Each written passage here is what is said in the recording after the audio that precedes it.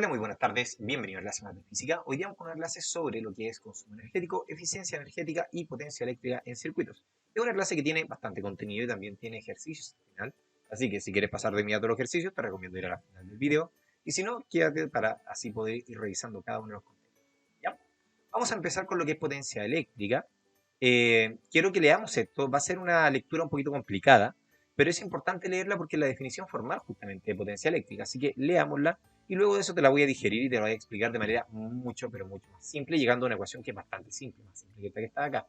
Dice, recordemos que P es igual a W sobre tiempo. ¿Qué es lo que es P? La letra P es potencia y W es el trabajo realizado en un tiempo. Potencia eléctrica viene de la potencia mecánica, está asociado a eso. De hecho, esto es la fórmula de potencia mecánica en la cual me dicen que el trabajo partido en tiempo es la potencia. Y teniendo en cuenta que la relación entre el trabajo eléctrico y el potencial eléctrico es eso, es decir, potencial eléctrico es igual, justamente, perdón, la diferencia potencial es igual al trabajo sobre justamente la carga, donde V es la diferencia de potencial entre los dos puntos y que la potencia P es la que representa el trabajo en la unidad de tiempo, o la energía en la unidad de tiempo, se puede expresar la relación entre estas variables de esta manera, ¿ya? Quiero que lleguemos a este modelo matemático que tenemos acá, en el cual se dice de que la potencia es igual a la carga eléctrica por la diferencia potencial en un determinado tiempo. Pero debemos recordar lo siguiente, es algo importante acá de recordar, de que Q sobre variación de tiempo, eso ya lo conocemos y eso vendría siendo la intensidad eléctrica. Eso que tenemos ahí es la intensidad eléctrica. Por consecuencia, podemos decir de que la potencia eléctrica vendría siendo el producto de la intensidad multiplicado por la diferencia potencial. Es decir, si tú en un circuito eléctrico conoces la intensidad y conoces el voltaje que está circulando, o sea, la intensidad, la cantidad de corriente que está circulando en un determinado conductor y la diferencia potencial a la cual está siendo sometido, justamente podrías calcular la potencia simplemente multiplicando esas dos. Ahora, si aplico paralelamente a eso a la ley de Ohm, por ejemplo, por ley de Ohm nosotros sabemos que voltaje es igual a intensidad multiplicado por resistencia y reemplazo ese voltaje acá, esto me va a quedar de que la potencia va a ser igual a la intensidad multiplicado por la intensidad multiplicado por la resistencia. Es decir, la potencia también la puedo calcular como intensidad al cuadrado multiplicado por la resistencia. Es decir, existen varias formas de poder calcular la potencia eléctrica en un circuito. Intensidad por voltaje o también podría ser intensidad al cuadrado por la resistencia. Incluso es más, yo podría también, por ejemplo, de aquí mismo, despejar la intensidad y me va a quedar voltaje partido en resistencia es igual a la intensidad. Y reemplazar esa intensidad acá, yo tendría otra ecuación más, vamos a ver un poquitito, tendría otra ecuación más en la cual sería potencia es igual a voltaje partido en resistencia, ligado por voltaje, reemplazar la intensidad acá, y esto termina quedándome, por ejemplo, voltaje al cuadrado sobre resistencia. Es decir, encontré una tercera fórmula que me va a permitir calcular justamente lo que es la potencia eléctrica. Es decir, si a ti te piden calcular la potencia eléctrica, necesitas la intensidad o el voltaje, o necesitas la intensidad y la resistencia, o el voltaje y la resistencia. ¿Sí? Con esas variables tú puedes calcular lo que es la potencia eléctrica de un circuito. Ok, avancemos. Medición de corriente.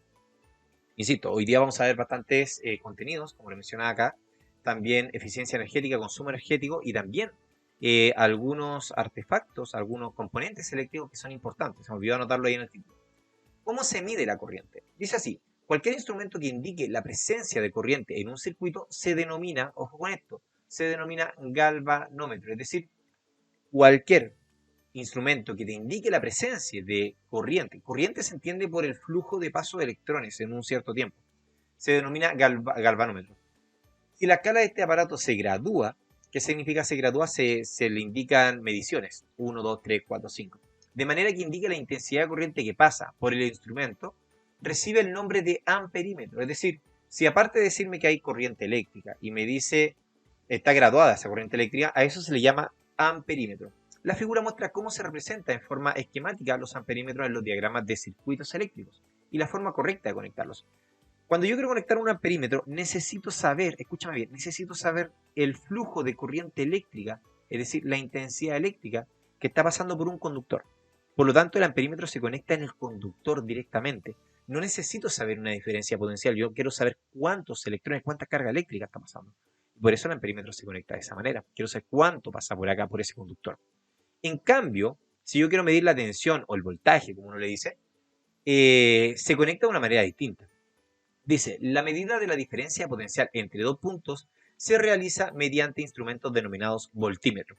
La figura muestra la forma en que este aparato se representa en los diagramas de circuitos eléctricos y cómo deben conectarse.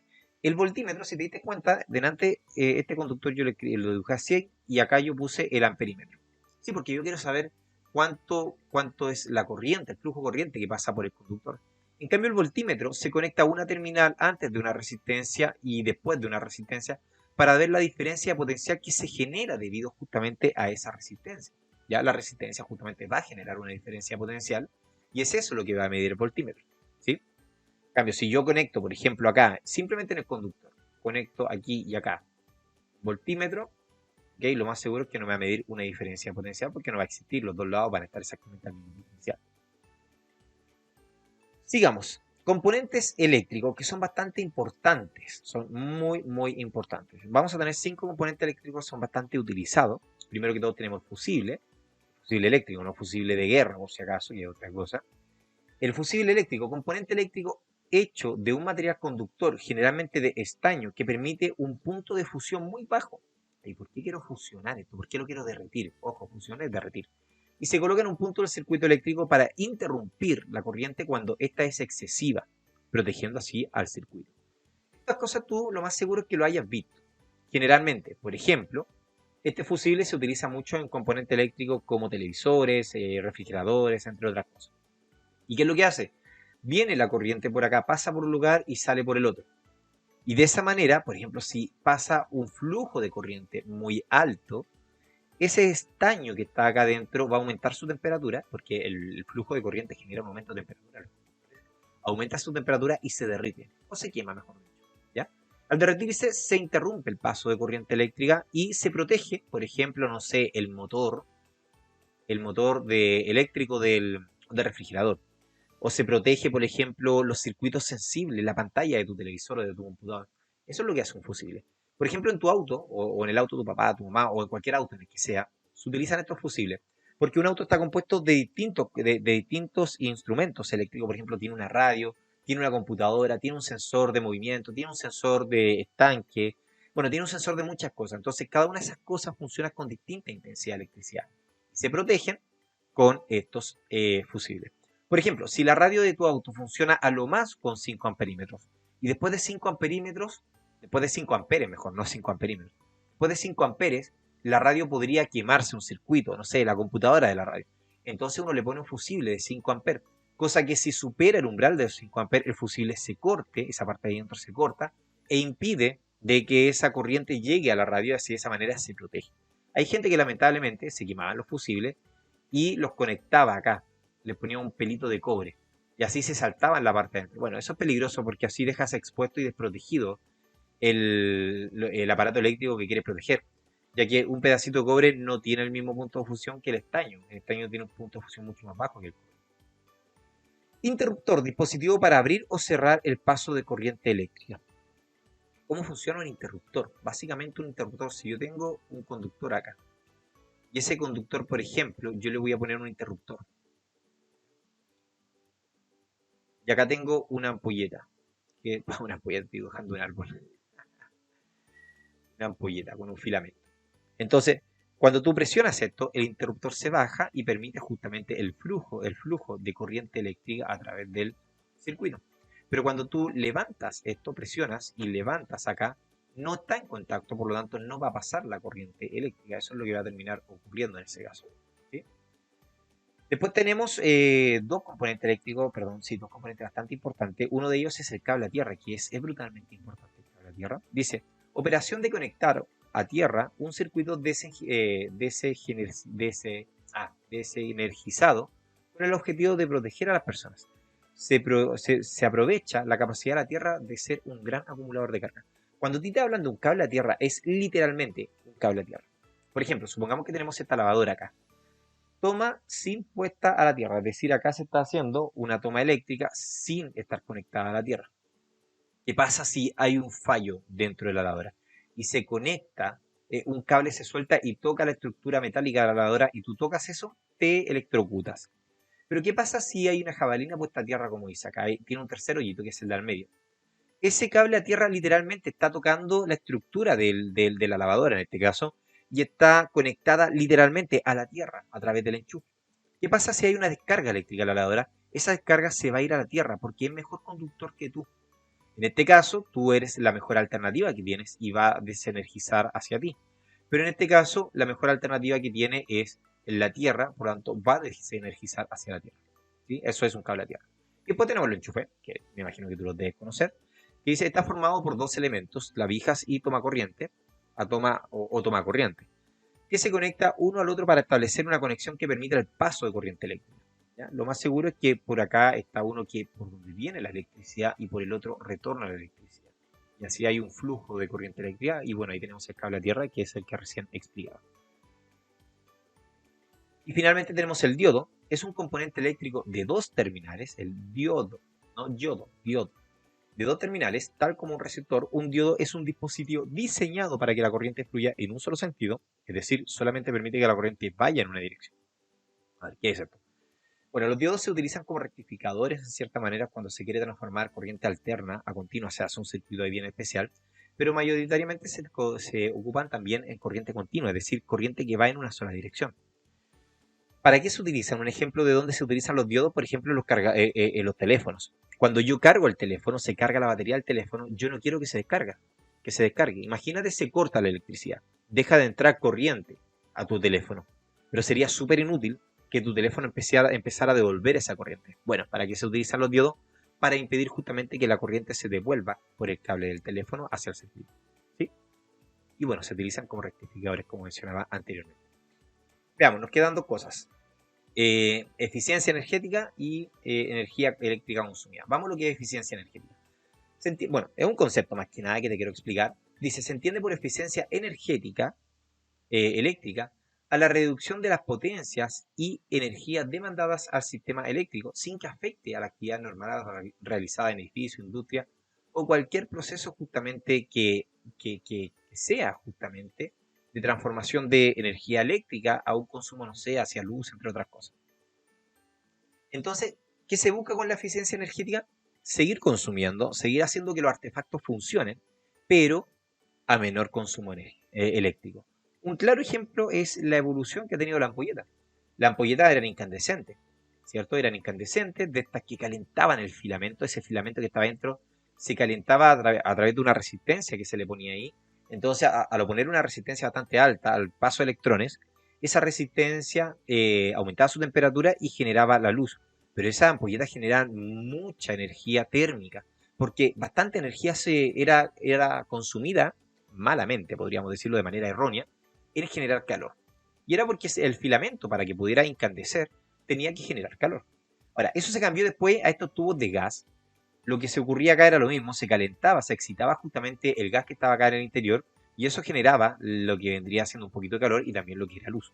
Estas cosas generaban mucha luz. Pero esta ampolleta, por ejemplo, de acá, la incandescente, consumía aproximadamente 100 watts, 70 watts. Vamos a ver, bueno, la potencia se mide justamente en watts. Se me olvidó mencionarlo, lo voy a mencionar luego. Y estas ya ocupaban 50, 40 watts. Y actualmente está la de luces LED. Las luces LED son un circuito bastante más elegante, podríamos decir. Y consumen 5 o 10 watts. Y iluminan exactamente lo mismo. Es decir, hemos tenido ¿cómo se llama? Una evolución en la ampolleta de tal manera que consumen menos electricidad, son menos potentes, pero iluminan exactamente lo mismo, ¿cierto? Y existe una normativa justamente en la cual los productos eléctricos tienen que venir clasificados de pésimamente malos en eficiencia energética y muy buenos eficientemente energéticos. Siempre te recomiendo consumir o comprar aparatos que estén acá arriba. Esos aparatos justamente son más eficientes energéticamente.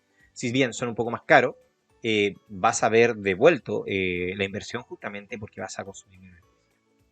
Es importante, no lo mencioné, lo voy a mencionar ahora, es muy, pero muy importante, de que la potencia justamente, la potencia se mide en watts, ¿ya?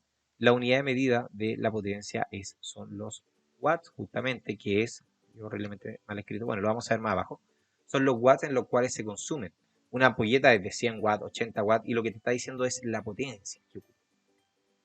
Después tenemos la energía eléctrica consumida. Vamos a retomar eso de los watts acá abajo, porque hay un ejercicio donde hablamos de los watts. Tenemos la energía eléctrica consumida, ¿cierto? Porque los watts no vienen solos, ¿ya? es la cantidad de energía transformada o disipada por un artefacto eléctrico en un determinado tiempo. Se puede calcular como esto que está acá. Lo que tenemos acá es energía eléctrica. La energía eléctrica se denomina con la letra E. Eso vendría siendo la potencia. Potencia. Y eso es el tiempo. Tiempo. Entonces, potencia multiplicado por tiempo. Tengo un problema con mi tableta digitalizadora y estoy escribiendo muy mal. Potencia. La potencia multiplicado por tiempo. La potencia sabemos que se mide en watts, ¿cierto? Y el tiempo puede ser en segundos, puede ser en horas, en minutos, en lo que yo quiera medir. Generalmente, por ejemplo, las ampolletas se miden en watt hora. Si tú ves tu televisor o el refrigerador, se habla en watt hora. Generalmente el consumo energético se mide en watt hora. ¿Cuántas watts consumes por hora determinada? ¿Cierto? Ok. Y la potencia se calcula de voltaje por intensidad. Vamos a algunos ejercicios justamente para poder ir viendo esto. Una ampolleta incandescente común presenta las siguientes especificaciones. Es una ampolleta de 330 watts que consume 220, se debe conectar justamente a 220 volts de electricidad. Si se encuentra conectada al voltaje correcto, es decir, a 220 volts, la corriente que pasa por su filamento es. Entonces, lo que tenemos que hacer acá es recordar la fórmula de potencia, que me dice que es intensidad multiplicado por voltaje. Tengo la potencia que es de 330 watts, en este caso, y la intensidad es lo que estoy buscando, y el voltaje me lo están dando, que es 220 volts. Por lo tanto, esto pasa dividiendo. Insisto, tengo que ir con la tableta porque se está escribiendo. Me queda 300 watts dividido en 220. 220 volts, y esto vendría siendo la intensidad. 300 dividido en 220 me da como resultado 1,5, y al dividir watts en volts, esto me da amperes. Por lo tanto, la intensidad eléctrica que está pasando justamente por ese filamento de la ampolleta son 1,5 amperes. ¿Sí? Siguiente pregunta. Tomando en cuenta la especificación de la ampolleta incandescente entregadas en la pregunta anterior, es decir, que su intensidad es 1,5 amperes, ¿cuánta es la energía eléctrica consumida si el foco permaneció encendido durante 30 minutos? Me están preguntando por energía eléctrica, y la energía es la potencia multiplicado por el tiempo. Si miro las unidades de medida en las cuales me están entregando las respuestas, son watts por hora, es decir, la potencia tiene que estar en watts. La ampolleta tenía 330 watts de potencia, lo daba en el ejercicio anterior, y veo que esto está en horas, por lo tanto, esos 30 minutos lo voy a traspasar a horas y equivalen a 0,5 horas. Voy a multiplicar por 0,5 horas. 330 multiplicado por 0,5, eso me da como resultado, a ver si fuera 320, serían 165 watts por hora. Esa vendría siendo la energía consumida. 165 watts por cada hora. ¿Sí? Ok. Y vamos al final, al último ejercicio, que dice así. En el circuito de la figura, el fusible de protección es de 30 amperes. Es decir, el fusible que está puesto acá, vamos a agrandar esta imagen. El fusible que está puesto aquí es de 30 amperes. ¿Ya? Ese fusible que está justamente puesto ahí. 30 amperes. Es decir, a lo más va a permitir el paso de 30 amperes. Además me dicen, y los valores de la intensidad de corriente que circula por dichos aparatos son focos 2 amperes cada uno. Es decir, voy a poner acá 2 amperes, 2 amperes. Ducha, 25 amperes. 25 amperes. Tú dirás que ducha ocupa electricidad. Bueno, hay algunas duchas que calientan con electricidad el agua. Son bastante peligrosos, eso sí. Fallo eléctrico acá y... Refrigerador, 2,5 amperes. Es correcto afirmar que, a medida que aumenta el número de aparatos conectados a la instalación, la resistencia total del circuito disminuye. Sí, debe recordarlo justamente de la clase de circuitos. Cuando yo tengo muchos circuitos en paralelos conectados, muchas resistencias conectadas a un circuito paralelo, de manera paralela, esa resistencia van a hacer que la resistencia total del circuito disminuya. ¿Ya? Es decir, va a ser más fácil circular por acá. Correcto. El fusible se quema si se conectan todos los aparatos simultáneamente. En un circuito paralelo, la intensidad total del circuito es la suma de las intensidades.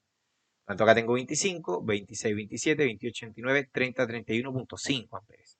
Y lo máximo que soporta son 30, por lo tanto se va a quemar el fusible y va a haber un cortocircuito. Un cortocircuito, simplemente se va a cortar el paso hacia los electrones. El fusible no se quema si se conectan la ducha y uno de los focos La ducha es de 25 y uno de los dos focos me daría 27, por lo tanto no se quema. Correcto, así que en este caso es correcta 1, 2 y 3. ¿Ya? Ok, dejamos la clase hasta acá, terminamos todos los ejercicios, vimos todo el contenido, espero te haya gustado y nos vemos en una siguiente clase. Hasta luego, chao, chao.